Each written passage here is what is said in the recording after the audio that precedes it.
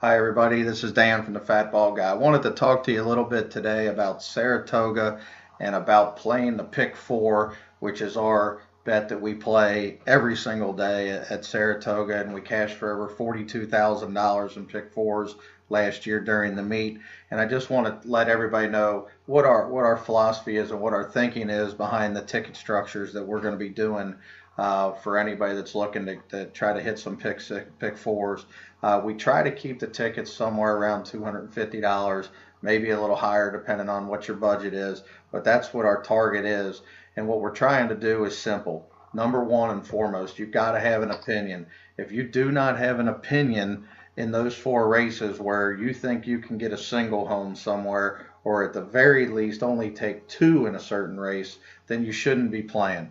You have to have an opinion. You have to stick to it. And if you lose, you lose. But you can't just take four times three times four times five. You'll never hit a big one doing that. You will never cash for $4, $5, $6,000 doing that. It just will not work. It's not going to happen. You have to be able to have an opinion in one of those four races. Okay, so now that we got our single, or again, at the very least, we only take two of them. Now we get into the next part. In the race, you're going to take three, four, or five horses. The last thing you want to do, and the worst way to play the pick four, is to have the next four choices.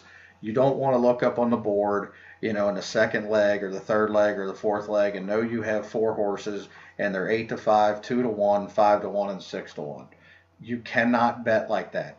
You want to have your opinion, take your two top choices, and then after that, you got to look for some prices. You got to look and have some angles, whether it's a trainer, a rider, a post position. One of my favorite things to do in the pick fours, especially at Saratoga, is when you have a grass race, a two-turn grass race, and I take my top two, and then I'll take 8, 9, 10, the three horses on the outside, because on those turf courses in New York, most prices will come from the outside because a lot of people won't take the outside, so that you get a lot of overlays on the outside where a horse like Miss L'Amour last year was 20, paid over $20. Should have been about 4 or 5 to 1 if she'd have been in the 3 or 4 hole, but because she was on the outside, you end up getting 10 to 1.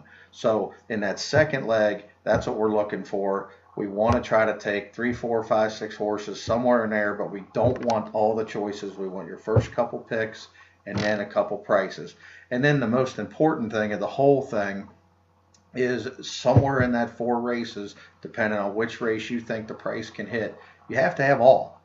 You cannot try to pick it. We've all been there. We've all tried it. There's a 12-horse field. You don't want to spend the money, so you take 9 of them and you lose. It's a 10-horse field. You take 8 of them, you lose. Because some wild, crazy horse wins, like Sam Slambino at 80 to 1 a couple years ago.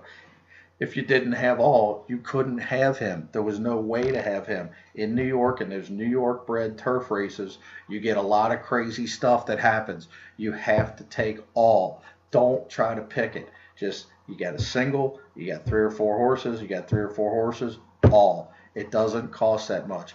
My dad used to always tell me 1 times 12 is the same as 3 times 4. And if you take 3 times 4, you'll never have a chance to cash a big one because you're always going to have the first 3 choices and the first 4 choices. Or if you can get that single home and have all, some lightning strikes 60 to 1. You only got to hit one of them a meet, and you can't lose on the meet. We hit a couple of them last year, one for 14,000, one for 8,000, where we had all. I mean, there was no other way to say it. If I didn't have all, I couldn't have had it.